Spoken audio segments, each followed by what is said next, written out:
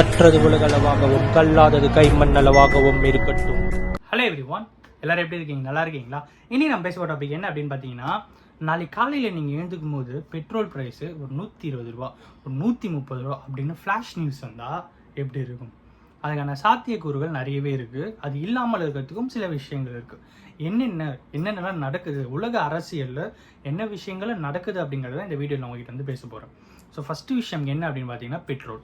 So இந்த petrol அப்படின்ட்டு வரும்போது க்ரூட் ஆயிலை நம்ம மேக்ஸிமம் வந்து ரஷ்யா கிட்ட இருந்து ஒரு நார்மல் கம்மியான ப்ரைஸில் வாங்கிட்டு இருக்கோம். அதுக்கான காரணம் வந்து என்ன அப்படின்னு பார்த்தீங்கன்னா, உலக நாடுகள் வந்து ரஷ்யா மேலே பொருளாதார தடை விதித்தும் இந்தியா வந்து ஃப்ரெண்ட்லி ரிலேஷன்ஷிப் மேக்ஸிமம் எல்லா கண்ட்ரிஸோடு இருக்கிறதுனால ரஷ்யா கிட்ட ஒரு கம்மியான ப்ரைஸில் க்ரூட் ஆயில் வந்து வாங்கிட்டு இருக்கோம்.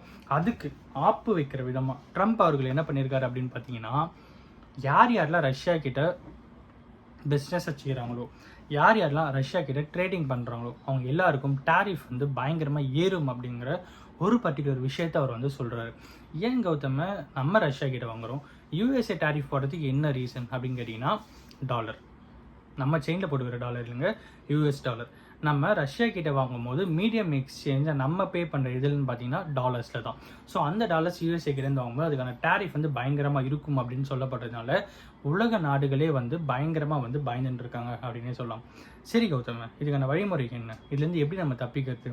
ஒன்று, ரஷ்யா கிட்டேருந்து க்ரூட் ஆயிலை வாங்கணும். அப்படி வாங்கினா தான் கம்மி ப்ரைஸில் இந்தியாவில் வந்து பெட்ரோல் டீசல் எல்லாமே சர்வைவ் ஆகும். இல்லைனா யூஎஸ்ஏ கிட்ட வாங்கணும்னா ரஷ்யா விட யூஎஸ்ஏ அமௌண்ட் வந்து அதிகமாக விற்கிறாங்க. ஸோ அப்படி வாங்கும்போது பெட்ரோல் ப்ரைஸ் வந்து ஆட்டோமேட்டிக்காக ஏறிடும். இல்லை யூஎஸ்ஏ கிட்ட வாங்கல, வேறு நாடுகள் கிட்ட வாங்கினாலும் கம்பேரிட்டிவ்லி ரஷ்யாவுக்கு கம்பேர் பண்ணும்போது வேறு எந்த நாடுகள் கிட்ட நீங்கள் வந்து பெட்ரோல் வாங்கினாலும் விச் மீன்ஸ் க்ரூட் ஆயில் வாங்கினாலும் உங்களுக்கு வந்து ப்ரைஸ் வந்து அதிகமாக தான் இருக்கும். ஸோ அப்போது நீங்கள் ரஷ்யா கிட்ட வாங்கினா மட்டும்தான் உங்களுக்கு வந்து இப்போ இருக்கிற ப்ரைஸில் சஸ்டெயின் ஆகிட்டு போக முடியும். ஐ திங்க் ரொம்ப மாதமாக வந்து கிட்டத்தட்ட வருஷங்களாகவே வந்து இந்த பெட்ரோல் ப்ரைஸ் வந்து மேக்ஸிமம் எதுவும் ஹைக் இல்லாமல் போயிட்டுருக்கு அப்படின்னு தான் நினைக்கிறேன். ஸோ இவ்வளோ பெரிய விஷயம் சஸ்டெயினபிளாக போயிட்டுருக்கும்போது இதுக்கு ஆப்பு வைக்கிற விதமாக ட்ரம்ப் அவர்கள் சொன்னதுக்கு அப்புறம் இதுக்கான ஆப்ஷன்ஸ் என்ன அப்படின்னு பார்த்தா, ஒன்று, நான் முன்னாடியே சொன்ன மாதிரி ரஷ்யா கிட்டேருந்து வாங்குதுன்னா யூஎஸ்ஏவை எதிர்த்து தான் வாங்கணும். இல்லை ரஷ்யா கிட்ட ஸ்டாப் பண்ணிட்டு யூஎஸ் கிட்ட வாங்கினா ரஷ்யாவுக்கும் இந்தியாவுக்கும் வந்து ஒரு மிஸ் அண்டர்ஸ்டாண்டிங் வரதுக்கு வாய்ப்பு இருக்கும். ஸோ எல்லாத்தையுமே டேக்கிள் பண்ணுற விதமாக யூஎஸ்ஏ கிட்ட நம்ம வந்து பார்கெயின் பண்ணலாம். இல்லை எங்களுக்கு வந்து கம்மி ப்ரைஸில் இருக்குது, எங்களுடைய பாப்புலேஷன் கண்ட்ரோல் எல்லாத்துக்கும் கன்சிடர் பண்ணும்போது அவங்ககிட்ட கொஞ்சம் கம்மியாக இருக்குது அப்படின்ற மாதிரி பேசலாம். ரீசெண்டாக நடந்த டேரிஃப்ஸில் கூட இந்தியாவுக்கு 26% வந்து டேரிஃப் போட்டிருக்காங்க. சில கண்ட்ரீஸ்லாம் 80%, கம்போடியா நினைக்கிறேன் அந்த கண்ட்ரிக்கெலாம் 90% டேரிஃப் போட்டிருக்காங்க. ஸோ யூஎஸ்ஏல ட்ரம்ப் அவர்கள் கொடுத்ததில்ல. ஸோ அவ்வளோ பெரிய விஷயங்கள் வந்து உலக நாடுகளில் வந்து போயிட்டுருக்கு.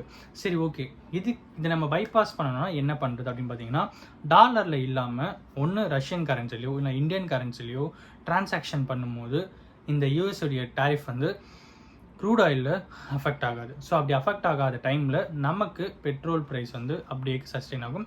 நம்ம க்ரூட் ஆயிலை ரஷ்யா கிட்ட வாங்குறது எந்த ஒரு பிரச்சனையுமே இருக்காது. பட் இங்கே ஒரு சிக்கல் என்ன அப்படின்னு பார்த்தீங்கன்னா, நான் அவ்வளோ சொல்லி நீங்கள் வந்து இந்த மாதிரி விஷயங்கள் தானே பண்ணுறீங்க, நான் ஏன் உங்களுக்கு வேறு விஷயத்த டேரிஃப் அதிகம் பண்ணக்கூடாது அப்படின்னு சொல்லி யூஎஸ்ஏ யோசிக்கிறதுக்கும் வாய்ப்பு இருக்குது. ஸோ இந்த மாதிரி ஏகப்பட்ட விஷயங்கள் இருக்குது. ஒன்று, நம்ம வந்து இந்தியன் கரன்சிலையோ இல்லைனா ரஷ்யன் கரன்சிலையோ எக்ஸ்சேஞ்ச் பண்ணலாம். இல்லைனா யூஎஸ்ஏ கிட்ட பேசி பார்க்கலாம், நாங்கள் வந்து கம்மி ப்ரைஸில் வாங்கிக்கிறோம் அப்படின்னு சொல்லி அவங்ககிட்ட கேட்டு பார்க்கலாம். இல்லைனா யூஎஸ்ஏ கிட்ட கொடுக்குற டேரிஃபை நீங்கள் கம்மி பண்ணுங்கள் அப்படின்ற மாதிரி பார்கெயின் பண்ணி பார்க்கலாம். இது எதுவுமே இல்லாத பட்சத்தில் India will face huge issues regarding this அப்படிங்கிறதுல எந்த ஒரு மாற்று கருத்துமே இல்லை. ஸோ அப்படி இருக்கும்போது பெட்ரோல் விஷயமாக தான் நான் உங்ககிட்ட பேசணும் அப்படின்னு நினச்சேன். ஸோ இன்றைக்கி வரைக்கும் பெட்ரோல் ப்ரைஸ் வந்து ஏறல, பிகாஸ் சஸ்டெயினபிளாக இப்போ வரைக்கும் போயிட்டுருக்கு. ஒருவேளை நாளைக்கு ட்ரம்ப் அவர்கள் பெரிய பிரச்சனை ஏதாவது பண்ணால் பெட்ரோலோட ப்ரைஸில் சேஞ்சஸ் வரதுக்கான வாய்ப்புகள் அதிகமாகவே இருக்குது. ஸோ இன்றைக்கி இதை தான் நான் உங்கள்கிட்ட ஷேர் பண்ணோன்னு. இந்த வீடியோ யாருன்னா ஒருத்தருக்கு நாலேஜ் ஷேருங்கன்னு சொல்லி நான் நம்புகிறேன். Thank you so much.